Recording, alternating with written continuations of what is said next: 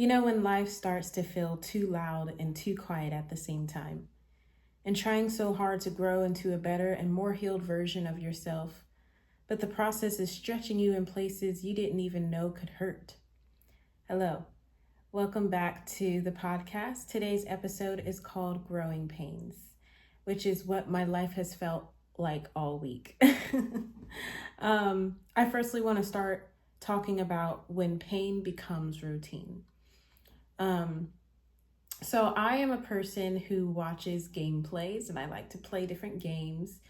So recently I was watching a game by Corey Kenshin. If you know him, Slay, I love him. He's a really funny and great streamer. But he was playing a game that was a decision-based game. I kind of forget what it was called. I think it was called Dispatch. And there was a part in the game where the one of the main characters, he said, when pain is constant, you kind of get used to how it feels, or like your body adapts to it. And I was just like, dang, that was kind of depressing, but so real. And I was just like, yeah, that is so true. That's how my life has felt for the past couple of years. And I realized that I do actually, even in healing, I expect things to become bad, even though I try to remain having a positive mind. Like, I know there are good outcomes, but when it comes to anything that is good for me, I expect it to be bad. And that's sad. I was talking to my sister the other day about like times when I am happy. I'm like, how long is this going to last? Or how much longer until they hurt me? Or, it just goes along with any kind of relationship. But I was just like, I can't get used to the fact that pain being constant should be a regular for my body. Emotionally, physically, spiritually. And I just feel like we've got to get out of that routine. But then I'm also a person who is just like, I am tired of adapting. Um, and it was really funny. I was talking to my sister the other day and I told her, like, I'm so tired of adapting, like, in general, when it comes to jobs, in general, comes to my body, emotionally, spiritually, all of that. And she was just like, I understand. We've been compromising our entire life. And I had to stop, like, wow, that's very true. In my life, when it came to family or friends or anything, I found myself, I guess that's the childhood trauma of ours that we share, that we really compromised, so that everyone else was happy, that there was no chaos. Chaos just meant stress. And I feel like that was just a survival tactic for my sisters and I, the compromising, because what we went through with our family is a divorced family. And it was a lot of up and down, a lot of this side, that side, my side, whose side are you on? And then almost feeling like we were conditioned, loved, but also unconditional at the same time. It was just a lot of unbalance, a lot of uncertainty in the family. So it makes sense when she told me we've been compromising our whole lives, and it kind of came into our friendships, our relationships, how we handle things. And I was just like, that's really crazy. And it also goes into another thing I told her. Like, I was like, I don't understand why I can't be as, like, I am a very responsible person, but while I was like, why can't I be as responsible as this person? Why can't I handle situations differently? Why can't I say the words that are on my mind now about certain things? And again, that goes with the uncertainty, the very unbalanced lifestyle we grew up in, and our fight or flight, or our survival techniques in our body now that we're older is uncertain. So I think it's time to break that routine of letting pain become adaptable and also setting a routine at the same time. So it's very unbalanced thing that I would have to do. And if you relate, it is an unbalanced thing you would have to do as well. But as I'm getting older, I apologize, my camera decided to turn off. But like I was saying, as I'm getting older, my birthday is around the corner. There are a lot of things that came to my mind, and through the feeling of my body, I had to let go of a lot of things, a lot of people. And it's weird. Like I said in my last podcast about how I felt like my frontal lobe developed when I was 24, but I can feel some changes in my head. And I'm about to turn 25 very soon. But I think it's just everything is coming together. And I'm not necessarily, like, it doesn't feel like it's for good. I see a lot of, or hear a lot of people talk about how after, I mean, your whole 20s is just bad, which is horrible to think about or to have have insight about. But I think this is good development for how I want to carry myself as a as a growing woman. I mean, I'm already grown, but you know, as a woman, I'm stuttering on my words. It sets me up for who I want to be as a woman in the future. Okay. And yeah, so like I need to work on getting rid of the fact of letting my body accept this adaptable pain. So because with going through it, I've stopped reacting, I stopped resisting, and I find myself just in survival mode. And I just want to live. I'm a very adventurous person. I have big goals for myself. But because of this pain that I'm used to, because of it being constant, I feel like I've let that pain kind of control my life.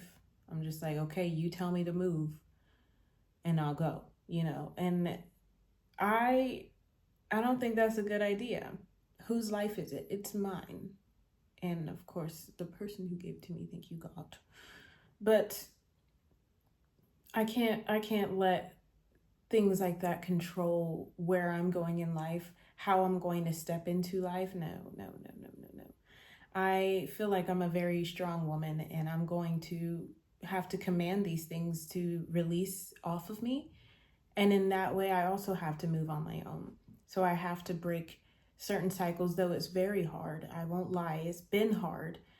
But I've got to let go of the mindset and try to train myself into being more stronger with myself rather than just people outside on the outside world. I'm also dealing with myself, which is crazy. I think your whole 20s is just a journey of facing yourself.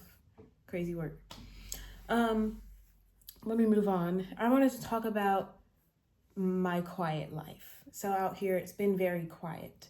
I had to learn how to accept the fact that I am alone. I moved out into a different country without people I'm more comfortable with, without being a student and having that student support. I'm an adult. I might have had one friend out here, but this was a big change for me. And even though it is still a good change, I feel like everybody's road is different. I told my sister the other day that even though this is something I really wanted, I love Taiwan, I love what I do with education and international education, but I also feel like this taught me that I need to take my baby steps and not my teenage steps. Because even though I feel like I have set up a ground, I felt very grounded, I've been able to adapt and still live out here on my own, learning how to live on my own as an adult, I feel like I wasn't ready. And I still feel like I'm not ready. I need to be somewhere more comfortable to be able to move ahead, if that makes sense. Because, of course, I want to live somewhere different. I'm just not ready. But that's another conversation. It's been quiet. And I had to learn how to be alone. And I did. I love being alone. And I love taking myself places. And I got so used to the fact of me being alone that I don't really like being around people anymore. So I enjoy I prioritize myself a lot, more than I used to, at least, which is good. So I've gotten rid of the loneliness, but then I'm still facing myself and I'm still on my own. And I have more friends, of course. A lot of my friends from the States actually came down here as well. So I'm not as lonely as I was, but I am still alone with myself. And in this quiet life, it's quiet, but it's loud. And I feel like there's so much going on. And every time I want to breathe and I take a breath, I still feel pain. I have no relief. So this quiet life that's not so quiet, it can be draining. But I feel like that's where you need to find your middle ground, because nowhere you go, if you're not able to hold yourself or keep yourself anywhere, you won't be able to live anywhere. So I think that's that middle ground where you need to really pause and slow down and look at your surroundings and breathe until you can feel some relief.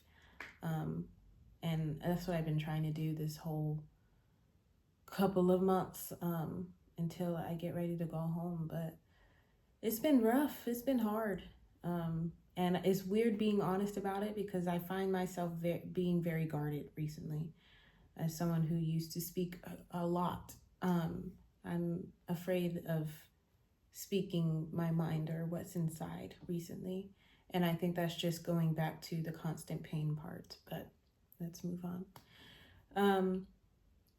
I wanted to go to the part of another piece of conversation I had with my sister.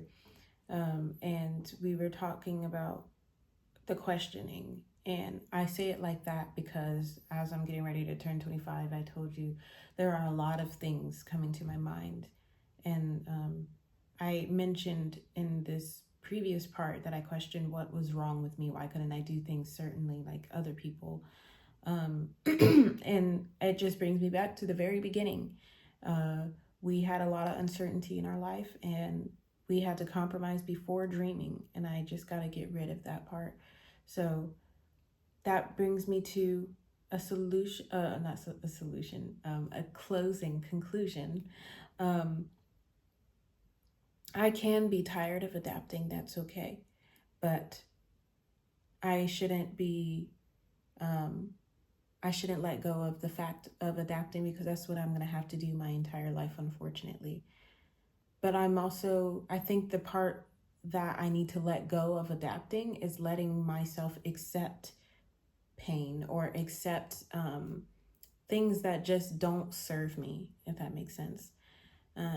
And yeah, these are my growing pains. They're very uncomfortable, but necessary. And I'm just ready to live. And I'm hoping that with your growing pains, you have been able to relate a little bit. And that you know that you are never alone. No one is ever alone. And with these growing pains, we will grow together.